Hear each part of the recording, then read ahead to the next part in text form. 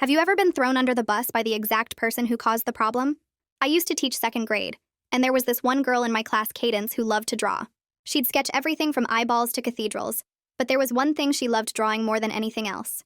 Her imaginary friend Bob. He had spiky hair, a weird mustache, and was always with her at parks or eating ice cream.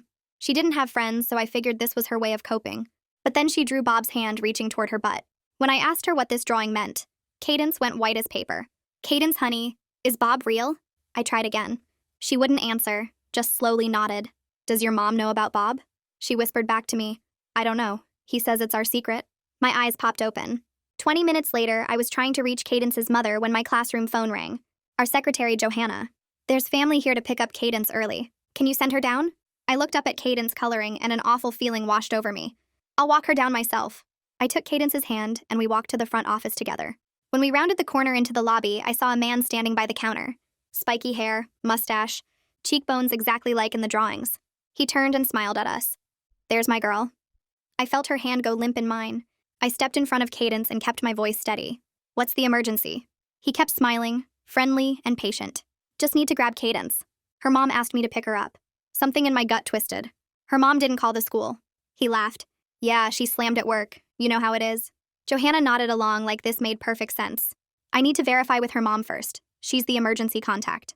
His smile flickered for just a second. "That's fine. Go right ahead." I pulled out my phone and dialed Cadence's mom.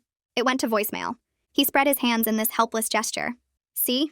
She's busy. That's why she sent me." His voice was reasonable. Johanna looked at me like I was being difficult over nothing. I felt Cadence trembling behind me. "Cadence, do you know this man?" I asked her directly. She looked up at him with terror, but she nodded. "There you go," he said. "Come on, sweetheart." He held out his hand. Cadence took a tiny step toward him, even though she was shaking. I pulled her back gently. "Cadence, do you want to go with him?" She opened her mouth, but nothing came out. "She's shy," he explained, crouching down with a patient expression. "Aren't you, baby?" Cadence nodded quickly, trying to please him. He stood and reached for her again. "Let's go. We're already late." I didn't move. "Late for what?" His patience cracked just slightly. "Doctor's appointment. Not that it's your business." Johanna touched my arm. "I think you're overreacting. He clearly knows her. Then he can wait for Mom to call back." His jaw clenched and he looked down at Cadence. "Tell your teacher you want to come with me." Cadence started crying, silent tears trickling down her face. "Tell her," he said again, his voice harder now. "I want to go," she said, but her whole body was shaking. "She's terrified," I said. "She's upset because you're scaring her," he snapped, all his patience evaporating. I moved Cadence fully behind me. "Johanna, call the principal." "Don't," he said sharply, his eyes cutting to her. She froze with her hand halfway to the phone. "He knows Cadence," Johanna said weakly. "If he's family, call the principal. Now." Johanna finally reached for the phone. He grabbed Cadence's arm and yanked her toward him. She cried out and I shoved his hand away. "Don't touch her. She's my daughter," he snarled. All the warmth was gone. The principal came out of her office. "What's going on here?"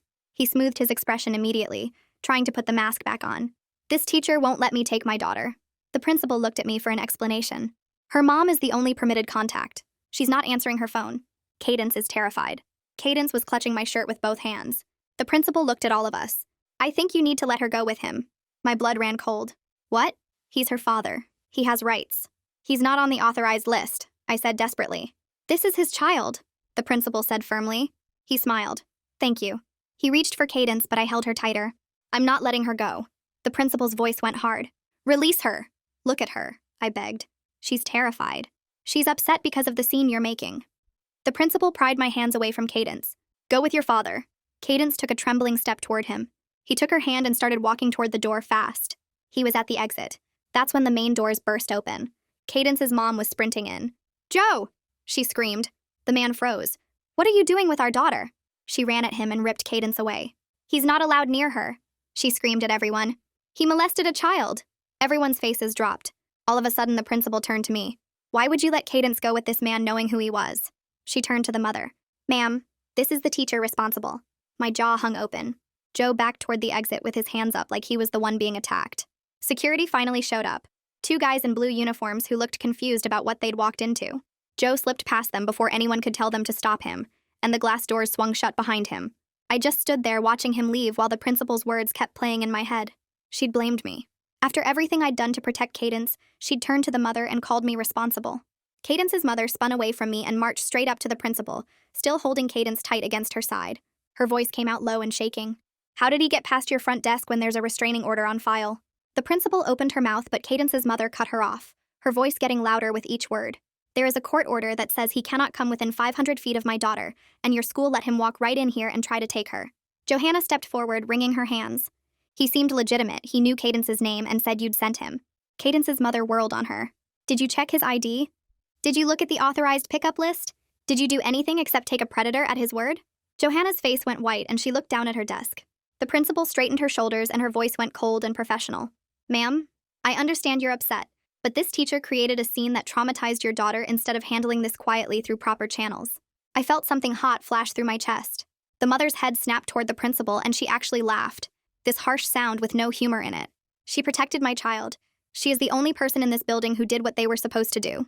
The principal tried to speak, but the mother talked right over her. I'm calling the police right now to report your negligence, and then I'm calling my lawyer, and then I'm calling the superintendent.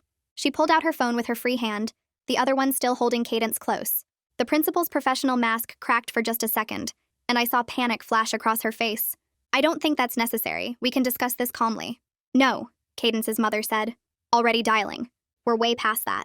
I stepped forward and touched her arm gently. Can I take Cadence back to my classroom while you make your calls? She looked at me and her eyes were wet, but her jaw was set hard. Yes, thank you. I held out my hand, and Cadence grabbed it with both of hers, her little fingers digging into my palm. We walked down the hallway away from the shouting that was starting up again behind us. My classroom was at the end of the hall, and when I opened the door, the afternoon sun was coming through the windows, making everything look normal and safe. Cadence wouldn't let go of my hand even when I tried to sit her down at her desk. She pressed herself against my side, and I felt her whole body trembling. I knelt down next to her chair so we were at the same height. You're safe now, I told her. Your mom is here, and she's not going to let anyone take you. Cadence's voice came out so quiet I almost couldn't hear it. I was so scared he would take me. I know, honey. But I didn't let him, did I? She shook her head and a tear rolled down her cheek. I promise you, I said, looking right into her eyes. I will never let anyone take you anywhere you don't want to go. She threw her arms around my neck and held on tight, and I hugged her back while she cried into my shoulder. We stayed like that until she stopped shaking. The police showed up 20 minutes later. I heard their radios crackling in the hallway before I saw them. 2 officers in dark uniforms with serious faces. They asked me to come to the office, and I brought Cadence with me because she still wouldn't let go of my hand. Everyone was in the lobby again, the same place where it had all happened. The officers took out notebooks and started asking questions.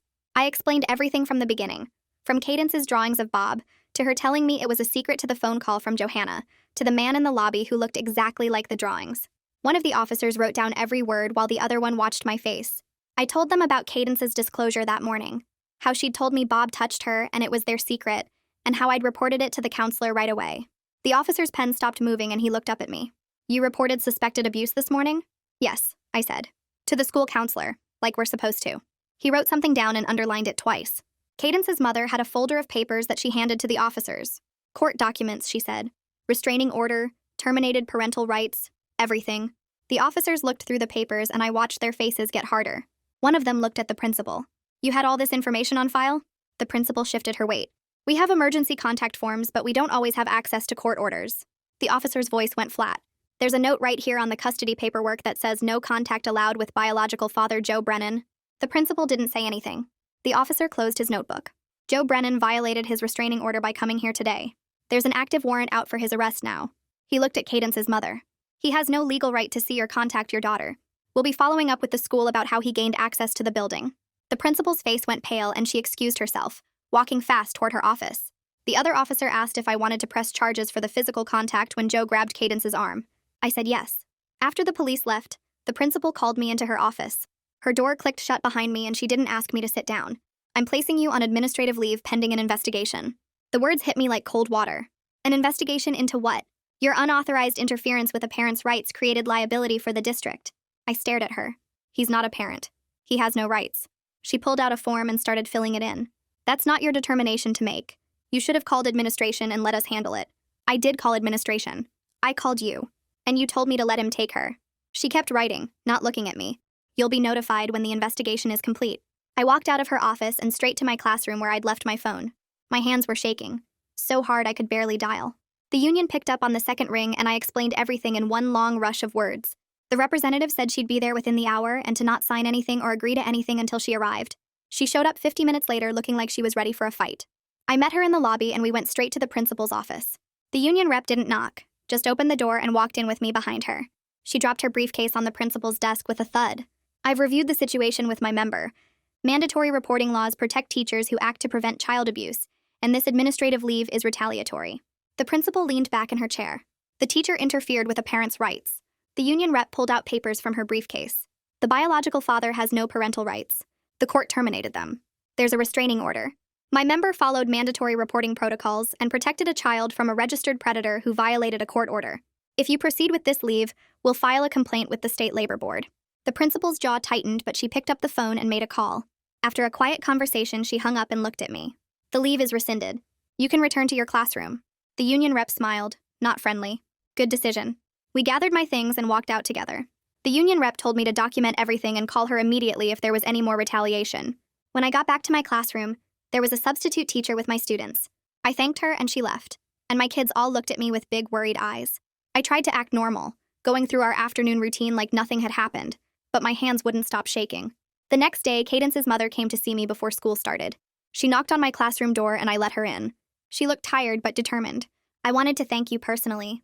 If you hadn't stopped Joe yesterday, he would have taken Cadence and I might never have seen her again. I felt my throat get tight. I just did what any teacher would do. No, she said firmly. You did what you were supposed to do, and apparently that's not what everyone does in this building. She told me she was filing a formal complaint against the school with the district. She had meetings scheduled with the superintendent and the school board. I'm going to make sure this never happens to another child. The rest of the day passed in a blur of concerned looks from other teachers and my students asking why Cadence wasn't there. I kept teaching, kept moving through math problems and reading time, but my mind was spinning with everything that had happened. When lunch finally came, I grabbed my sandwich and headed to the teacher's lounge, hoping for a few minutes of quiet before the afternoon chaos started. The school counselor walked in right behind me and closed the door. She looked awful, like she hadn't slept and her hands were shaking when she poured her coffee. I watched her pace near the windows for a minute before she turned to face me. She told me she needed to confess something and my stomach dropped before she even said the words. That report I made about Cadence's drawings, the one where I documented the inappropriate touching and her disclosure about Bob being real, she never sent it to administration. She never called CPS either, even though that's the law. She kept saying she meant to, she was going to, but she got busy with other cases and it slipped through the cracks. Her voice cracked when she said she was terrified of losing her job, and I just stared at her because I couldn't believe what I was hearing. The system had failed Cadence at every single level before Joe even walked through our front doors. I walked back to my classroom feeling sick, knowing that if the counselor had done her job, administration would have known about the abuse.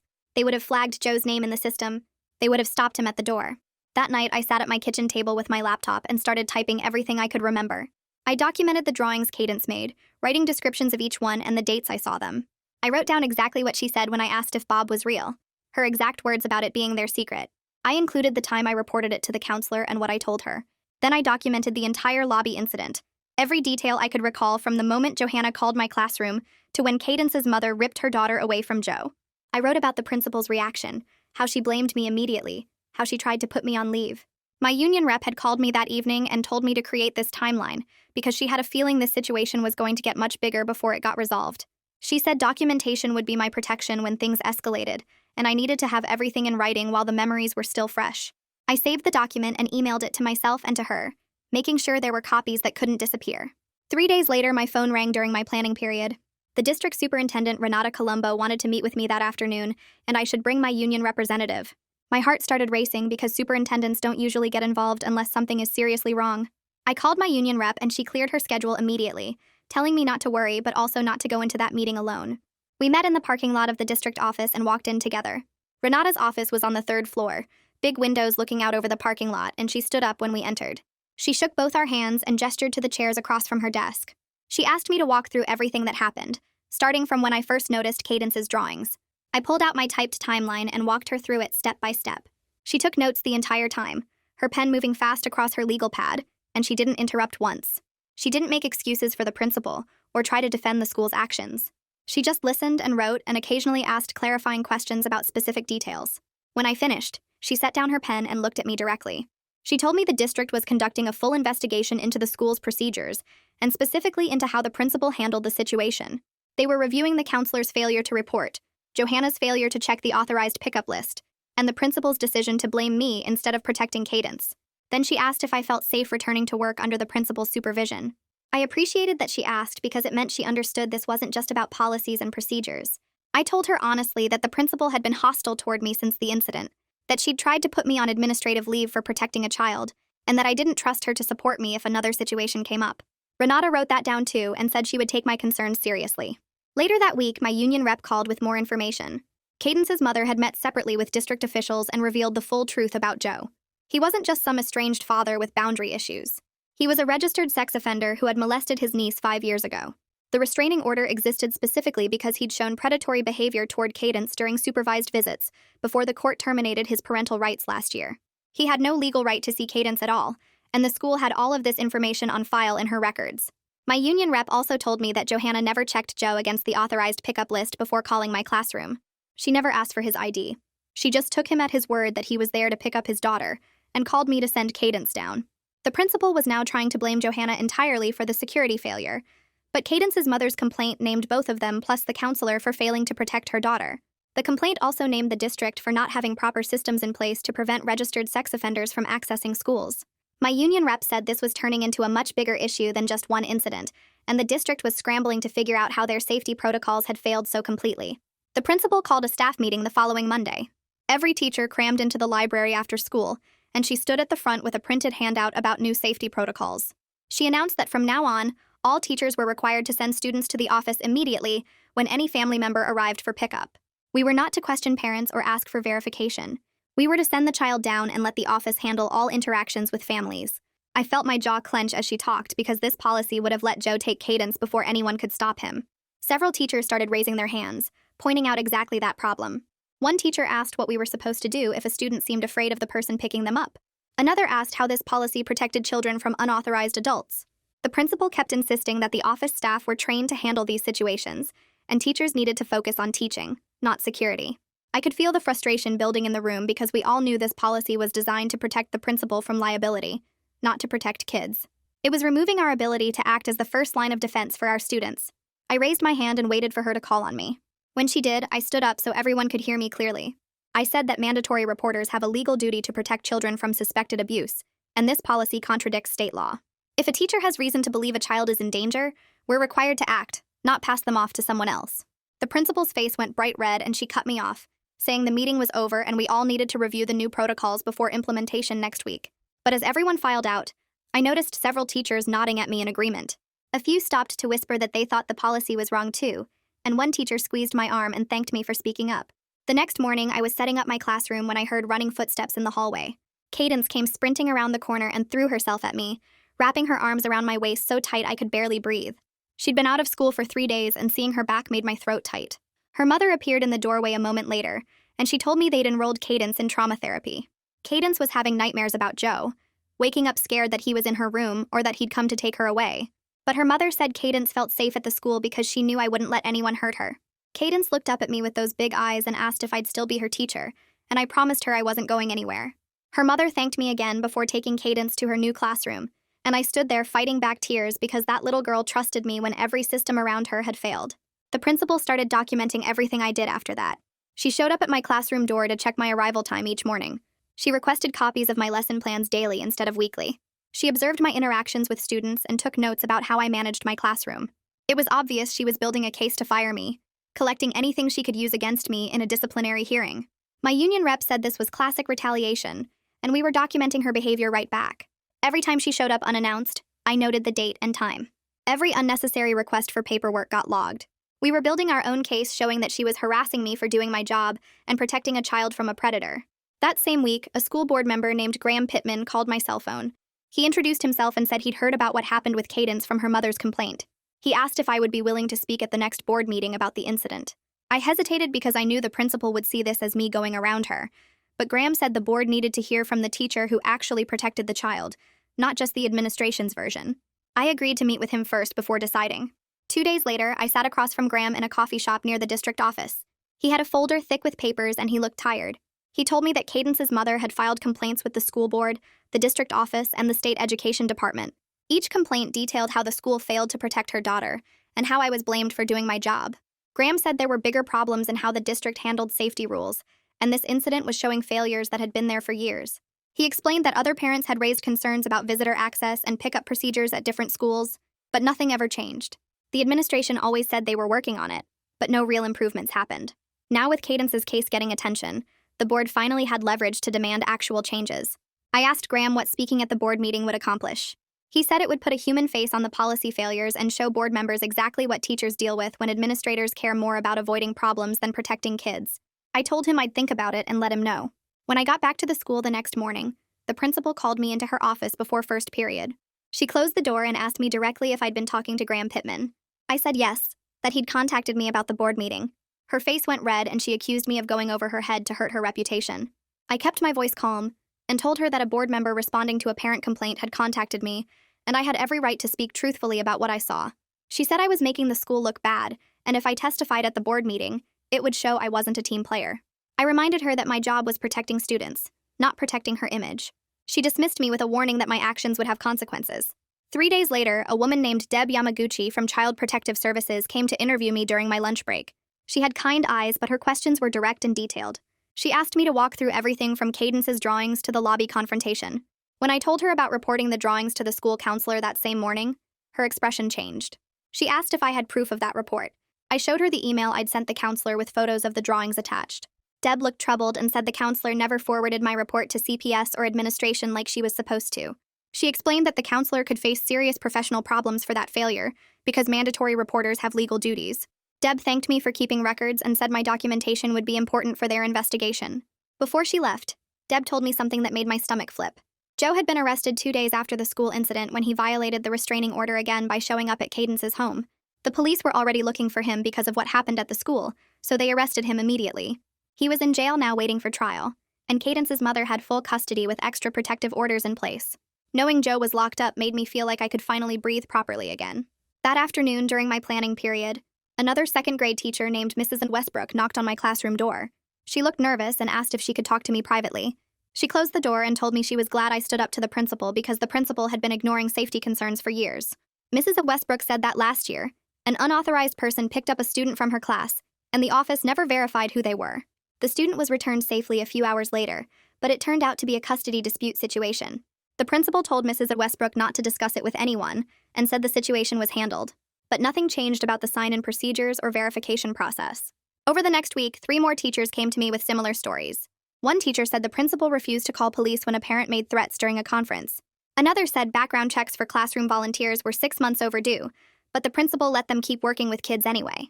A third teacher described reporting a concern about a student's bruises, but the principal told her to mind her own business instead of calling CPS.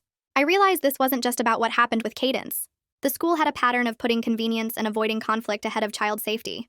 I met with my union rep again and told her about these other teachers' concerns.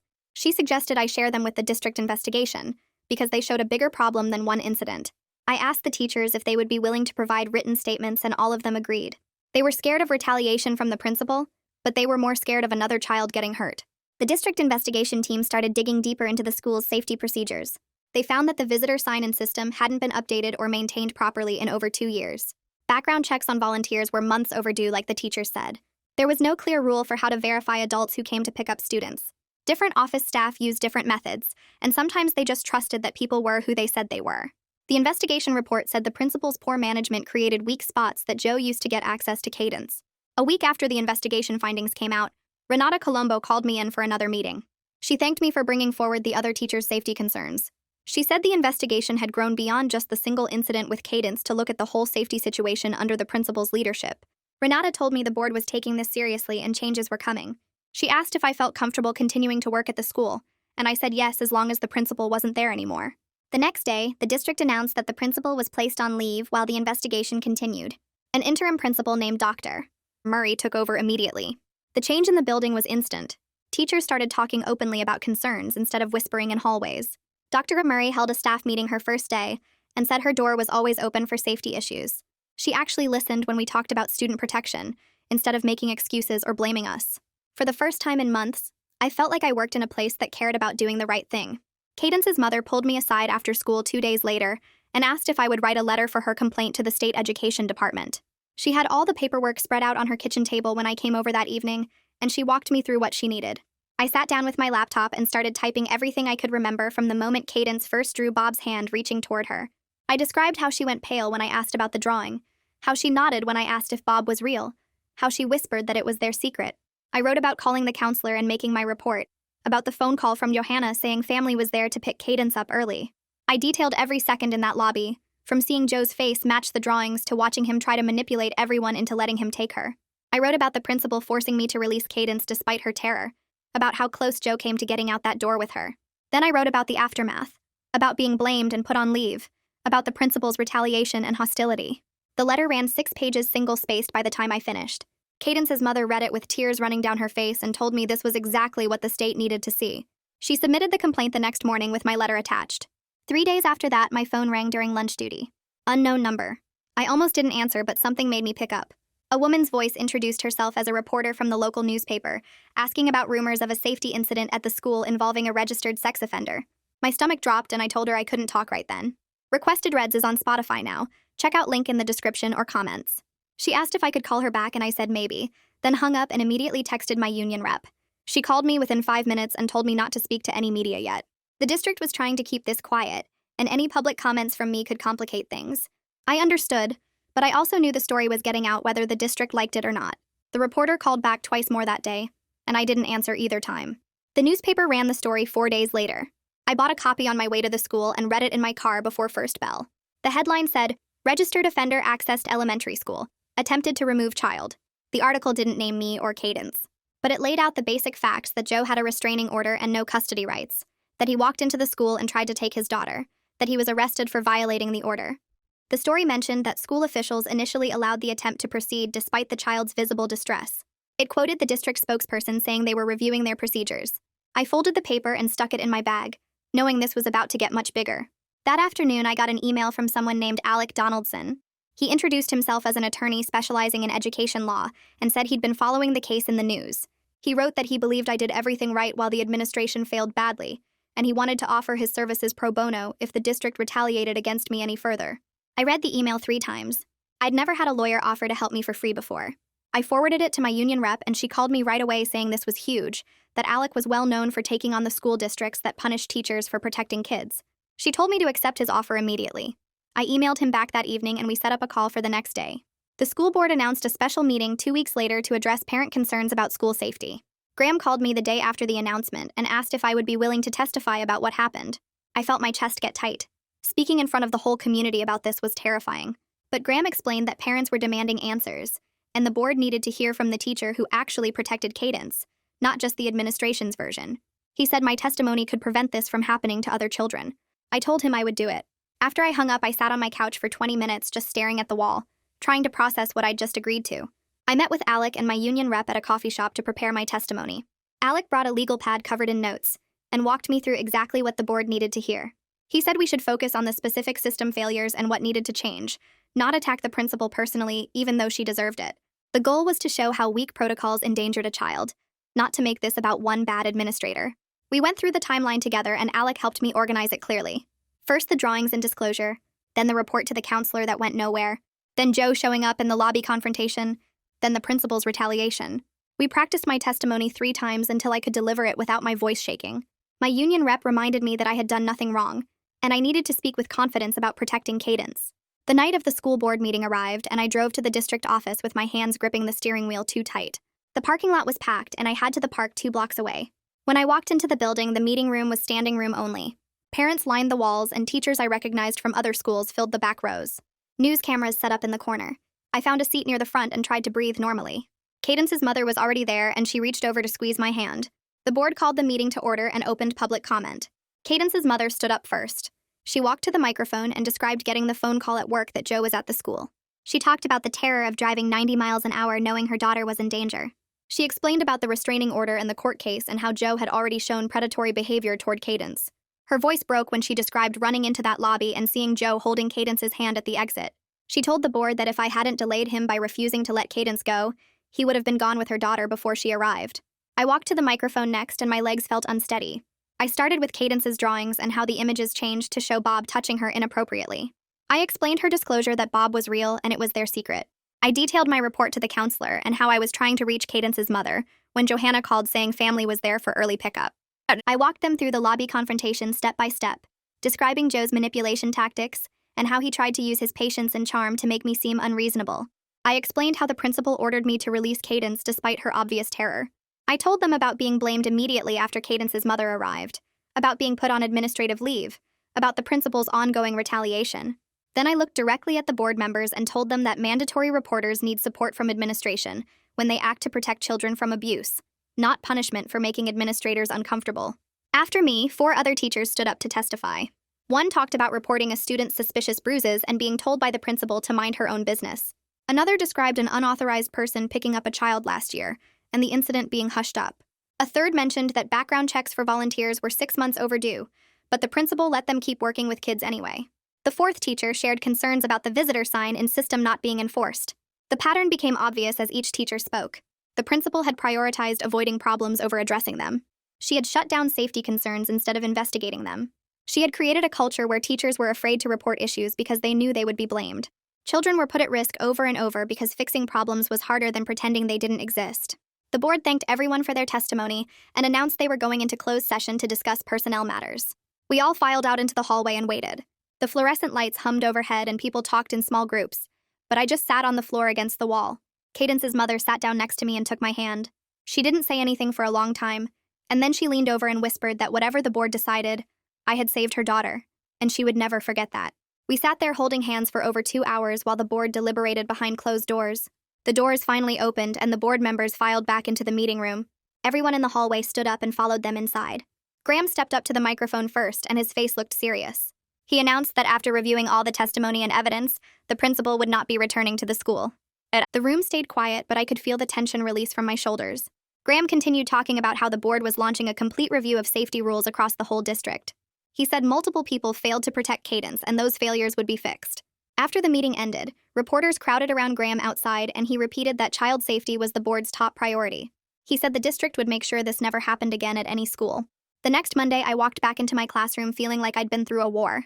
My body was tired and my brain felt foggy from all the stress of the past month. But when I opened the door, my students rushed over and hugged my legs. They'd made welcome back drawings that covered my desk. Cadence came up last and handed me a picture she'd drawn of the 2 of us holding hands with a huge heart around us. I had to blink hard to keep from crying right there in front of everyone.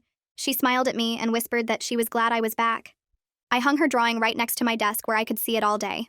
That afternoon, the interim principal called an all-staff meeting in the library. She stood at the front with a thick folder of papers and explained the new safety rules we'd be following. Every single visitor had to show ID at the front desk and get checked against the pickup list. No exceptions. Any teacher who suspected abuse had to report it to CPS immediately, not just to the counselor or principal.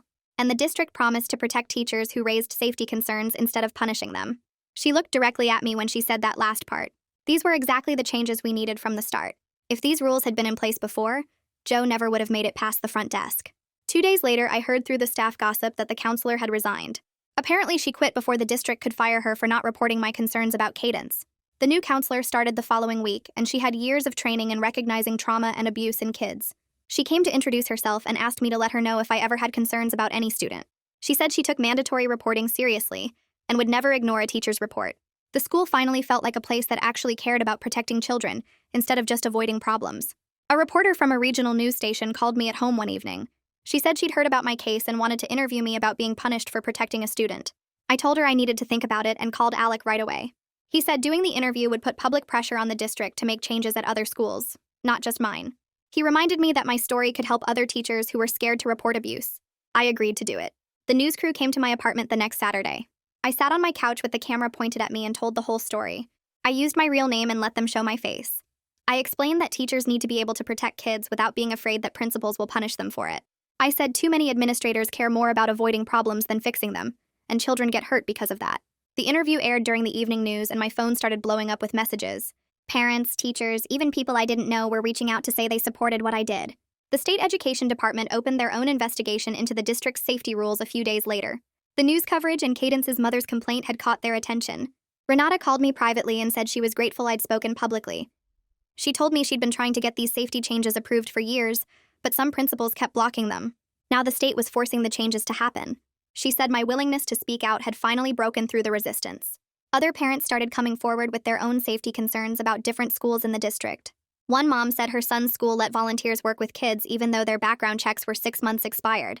Another dad complained that his daughter's school didn't enforce the visitor sign-in system. The state investigation grew bigger and started looking at safety problems across the whole district.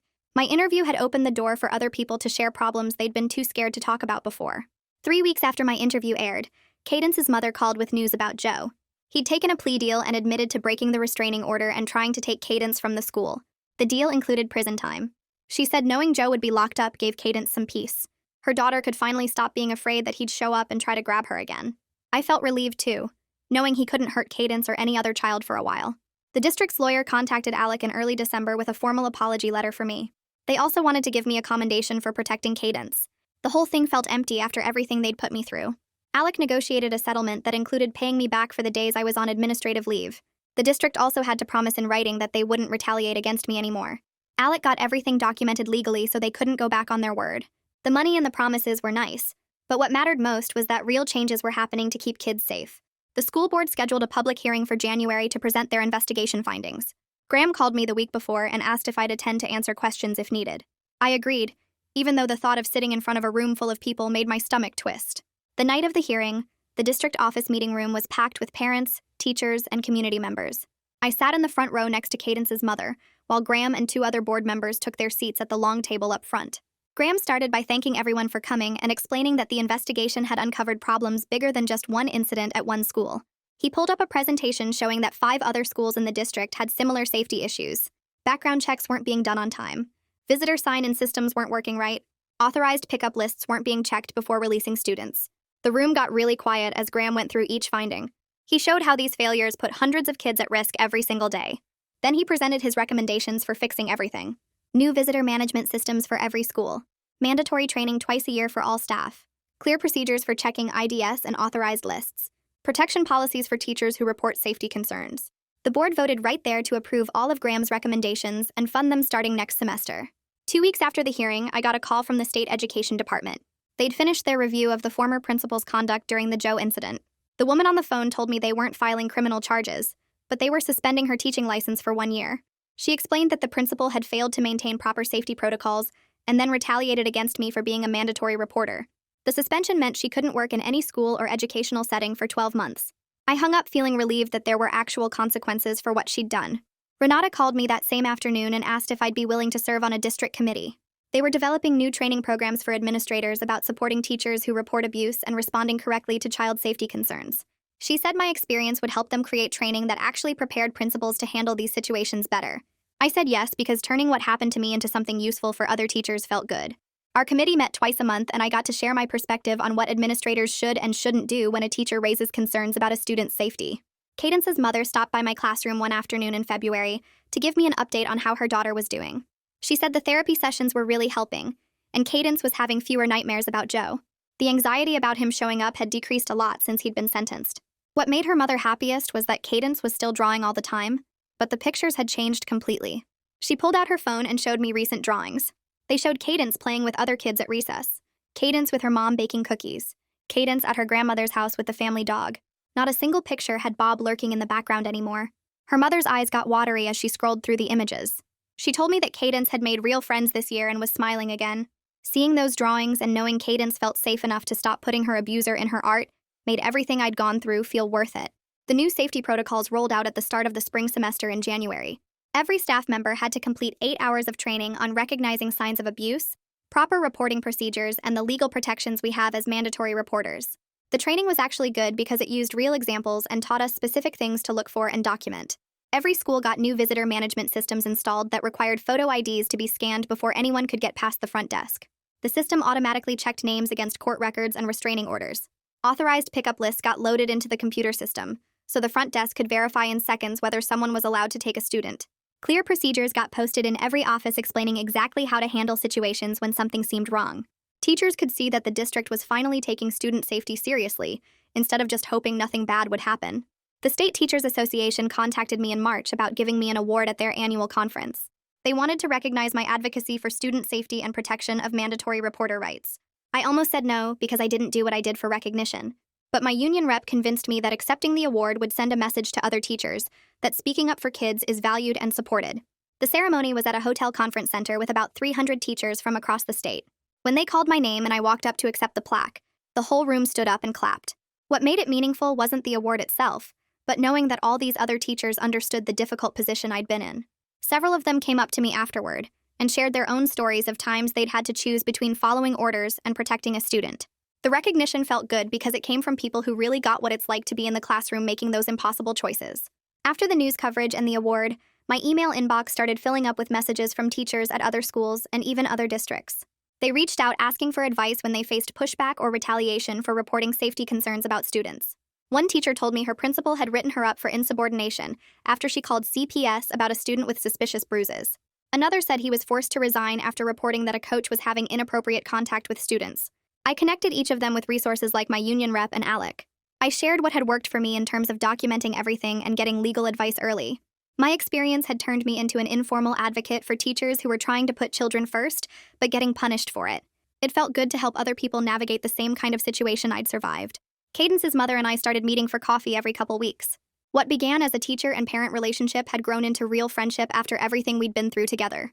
One Saturday morning in April, she told me she'd been thinking about going to law school. She said watching how the legal system both failed and eventually protected Cadence had inspired her to want to work on child protection cases. She wanted to help other families who were dealing with abuse and custody situations. I told her she'd be amazing at that work because she understood what families go through from the inside. She applied to 3 law schools that spring and got accepted to her first choice program starting that fall. Knowing she was turning her trauma into purpose made me respect her even more. The interim principal who'd taken over when the former principal got placed on leave did such a good job that the district offered her the permanent position in May. Before accepting, she asked the staff to vote on whether we wanted her to stay. The vote was almost unanimous in support of her appointment. She'd spent the past several months creating a culture where teachers felt heard and valued. When we raised concerns about students or safety issues, she actually listened and took action instead of getting defensive or trying to cover things up. Student safety had become the top priority in every decision she made. Having a principal who supported us instead of fighting us made coming to work feel completely different. Renata called me into her office in late May and offered me a position at the district office working full-time on the safety initiatives we'd been developing. The job would involve training administrators, reviewing safety protocols at all the schools, and being a resource for teachers who needed support. The salary was better, and I wouldn't have the daily stress of classroom management. I thought about it for a few days, but ultimately told her I wanted to stay in my classroom. Being in the district office would let me influence policy and help a lot of people. But being in the classroom meant I could make a direct impact on kids' lives every single day. My experience with Cadence had taught me that frontline educators are the most important defenders of student safety because we're the ones who see the kids every day and notice when something's wrong. I wanted to stay where I could keep watching out for students who needed someone to protect them. A few months later, a reporter from Education Weekly contacted me about writing an article on mandatory reporting and how teachers can protect students even when administrators push back. I agreed to the interview and spent an hour on the phone describing everything that happened with Cadence and how the system almost failed her. The article came out 3 weeks after that, and within days, my inbox filled up with messages from teachers across the country. A woman in Ohio told me her principal threatened to fire her for calling CPS on a student's parents. A man in Texas said his superintendent tried to make him retract a report because the family was prominent in the community. A teacher in Florida wrote that she got transferred to a different school as punishment for protecting a kindergartner from an abusive uncle. Reading these emails made me realize how many educators face retaliation for doing what the law requires us to do. I started responding to every message, sharing what worked for me, and connecting teachers with resources like union support and legal aid. Some of them told me later that my advice helped them fight back and keep their jobs while protecting their students. The school year ended in June, and Cadence moved up to 3rd grade with a new teacher. I worried she might struggle with the transition after everything she'd been through, but her mother kept me updated throughout the summer. Cadence was doing great in therapy and making friends at a day camp. When school started again in August, she stopped by my classroom during recess one afternoon. She showed me a drawing of her and 3 other girls playing soccer, all of them smiling with the sun shining above them. I asked her about her new friends, and she talked excitedly about their games and jokes. Seeing her happy and confident reminded me exactly why I fought so hard that day in the lobby. She wasn't just surviving anymore, she was actually thriving. Before she left, she hugged me tight and whispered that she felt safe now. That moment made every difficult part of the past year worth it. Graham called me in September with news about a district initiative. The school board had approved funding for a new position called Student Safety Ombudsman. This person would report directly to Renata and handle any concerns about safety protocols or complaints about retaliation against teachers who made reports. Graham explained that my case exposed how badly the district needed someone in this role, someone who could intervene when administrators put reputation over child protection. The ombudsman would have authority to investigate complaints, recommend policy changes, and ensure teachers felt supported instead of threatened when they protected students. He thanked me for speaking up at the board meeting because without my testimony, this position probably wouldn't exist. I felt proud knowing that Cadence's story led to real systemic change that would help other kids and teachers. In October, I got an invitation to speak at the state education conference in the capital. The conference organizers wanted me to present a session about my experience protecting Cadence and navigating the retaliation that followed. I was nervous about speaking to a room full of educators, but I knew sharing my story could help others facing similar situations. The conference happened in early November, and about 60 teachers showed up for my session. I walked them through everything from noticing the warning signs in Cadence's drawings, to standing up to the principal in the lobby, to fighting back against the attempts to blame me. After my presentation, the question period ran over by 20 minutes because so many teachers wanted to share their own stories. A middle school counselor told everyone about getting written up for reporting suspected abuse by a coach. An elementary principal described being pressured by central office to ignore red flags with a wealthy family. A high school teacher explained how she lost her department chair position after calling CPS on a student's parents who were school board members. Every story showed me that the problem was way bigger than I'd realized. These weren't isolated incidents. This was a pattern happening in schools everywhere. I exchanged contact information with dozens of teachers that day and promised to stay connected as we all worked to change these broken systems. A week after the conference, the director of a local child advocacy organization reached out to me. She'd heard about my case and my conference presentation, and she wanted to know if I'd consider joining their board of directors. The organization worked on policy reform, supported families dealing with abuse, and trained professionals on recognizing and responding to child maltreatment. I met with her and 2 other board members over coffee, and they explained that having a teacher's perspective on the board would strengthen their work. Teachers see kids every day and notice things that others miss, but we often don't have enough support or protection when we try to help. I accepted the position because it gave me a platform to push for better policies and advocate for both children and the adults who protect them. The board met monthly, and I contributed to discussions about mandatory reporting laws, school safety protocols, and ways to prevent retaliation against educators. Being part of this organization connected me with lawyers, social workers, child psychologists, and other advocates who all shared the same goal of keeping kids safe. One Saturday morning in April, Cadence's mother and I met for our regular coffee. She looked tired but excited as she told me about her first year of law school. She was taking family law and child protection courses, and she'd decided to specialize in representing families dealing with abuse and custody battles. She said watching how the legal system both failed and eventually protected Cadence had inspired her to help other families navigate these complicated situations. Turning her trauma into purpose was healing for both her and Cadence. She showed me her grades from the fall semester, all high marks, and talked about applying for a summer internship with a family law firm. I told her how proud I was of her for taking something horrible and using it to create positive change. She smiled and said she learned that from watching me refuse to back down when the principal tried to silence me. 2 years passed since that day Joe showed up at the school. The new safety protocols we'd fought for had become standard practice across the entire district. Every school now had updated visitor management systems, clear procedures for verifying adults picking up students, and mandatory training on recognizing abuse and supporting mandatory reporters. In those 2 years, teachers at 3 different schools stopped unauthorized adults from taking students. In each case, the adult claimed to be family, but wasn't on the authorized pickup list. The teachers asked questions, verified with parents, and kept the children safe. All 3 situations could have ended badly if those teachers hadn't felt confident that their principals would support them instead of punishing them. The district's new culture made it clear that protecting children were always the right choice, and teachers who acted on concerns would be backed up, not blamed. Those 3 children stayed safe because the system finally worked the way it should have worked for Cadence from the beginning. I continued teaching 2nd grade, watching my students closely for any signs that something might be wrong at home. I knew the warning signs now, not just from training, but from lived experience. I understood how a child's drawings could reveal secrets they were too scared to speak out loud. I recognized the fear in a student's eyes when they saw someone who hurt them, and I knew that being brave enough to act on those observations could save a life. Cadence was in 4th grade now, thriving academically and socially. Sometimes I saw her on the playground during recess, laughing with her friends or playing kickball. Every time I spotted her happy and carefree, I remembered that awful moment in the lobby when I had to physically hold her back from Joe. I remembered the principal trying to force me to let her go. I remembered Cadence's mother bursting through those doors just in time. And I remembered deciding that protecting that little girl mattered more than my job, or my reputation, or anything else. Doing the right thing had cost me months of stress, conflict with administrators, and uncertainty about my career. But watching Cadence play with her friends made every bit of that struggle worth it. She was safe, she was healing, she was thriving. And I'd do it all over again without hesitation because some things matter more than staying comfortable or avoiding conflict. Protecting children is always worth the cost. That's it for today's story. Thank you for spending a little time here. It really means a lot. I hope this one left you smiling.